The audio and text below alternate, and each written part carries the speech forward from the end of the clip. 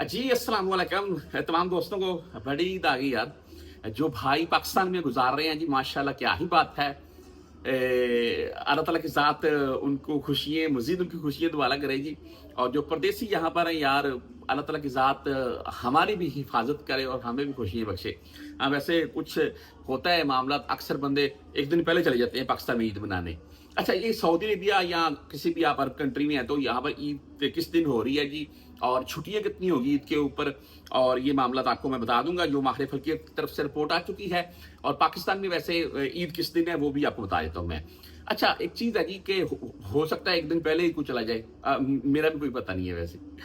अच्छा आज आज की जो आई है जी ये खबर, उसमें ये माहिर फल्की की तरफ जा रहा है कि कहा जा रहा है कि 27 तारीख को यानी कि इसी मंथ की 27 तारीख को ईद का चांद देखा जाएगा, यानी कि जिल हिज्जा का चांद देखा जाएगा। और इंशाल्लाह नजर भी आने के चांस हैं जी फुल। और 28 तारीख को पहला दिन होगा जिल हिज्जा का, 1 तारीख को होगी जिल हिज्जा की। और 6 तारीख को यहाँ सऊदी अरेबिया में 6 तारीख को जून की अगले मंथ की बात कर रहा हूं मैं, फर्स्ट डे होगा ईद का। जो छुट्टियां के मामला थे वो सुन ले।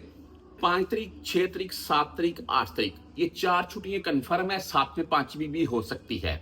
और अगर जुमा ऐड हो गया कुछ साथ में तो 6 हो सकती है। अगर जुमा इनके दरमियान में आ गया तो फिर एक छुट्टी हमारी बच जाएगी। ये है तो पाकिस्तान में ईद 7 तारीख को होगी जी। और कुर्बानी पाकिस्तान में माशाल्लाह 7 तारीख को ही जारी रहेगा काम।